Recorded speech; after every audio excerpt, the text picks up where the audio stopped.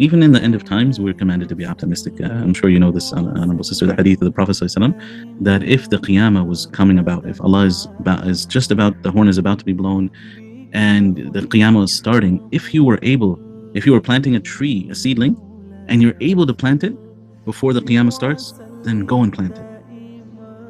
And this is a very interesting hadith because a number of reasons. Number one, you would think that the Qiyamah is beginning, you have something more important to do than planting a tree.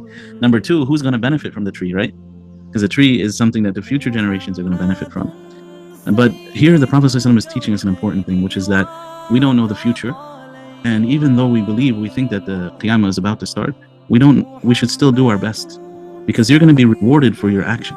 The results are in the hands of Allah subhanahu wa ta'ala. You put that seedling, you don't know if it's going to grow. You don't know if people will be around by the time it grows, but you did what Allah wants from you. When you believed, you left it to Allah subhanahu wa ta'ala, but you did the best that you could. So a lot of times, when we give da'wah today, we talk to people, we think, we may think Allah will never guide the person. Or perhaps, how can we give da'wah? Media is so powerful, social media is so powerful, and the Dajjal system is all around us, and we're struggling, to speak the truth. But the reality is, Allah is not going to ask us, why the people didn't accept Islam. He's going to ask us, did we do what we could? Did you do the best you could as an individual? So each of us, we should at our circle of influence. We can't change the whole world, without the help of Allah, of course. But our da'wah, our influence is mostly the people around us. Your wife, your husband, your children, your brothers and sisters, your friends at school, your neighbors. That's our circle of influence. And so plant the seedlings in them. Plant the seedlings of Iman. You don't know if a smile, a gesture, shaking hands, giving a small gift, asking somebody how they're doing, trying to sympathize with them. You never know. These are seeds that could blossom in that person later on in their life.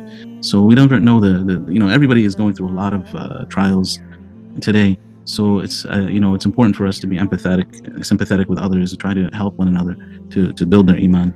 But we should never lose hope. There's another hadith that I think is very, very hopeful and optimistic. The Allah subhanahu wa ta'ala, the Prophet ﷺ, he said that, the Prophet ﷺ, he said, there will always be a group of my ummah victorious upon the truth. Nothing will harm them. The people who oppose them will never harm them until the hour is established. لا تزال طائفة من أمتي ظاهرين حتى تقوم الساعة. He said there will always be a victorious group. So the victory of Allah is there. Are we with that group or not is what we should try to struggle to achieve, inshallah ta'ala.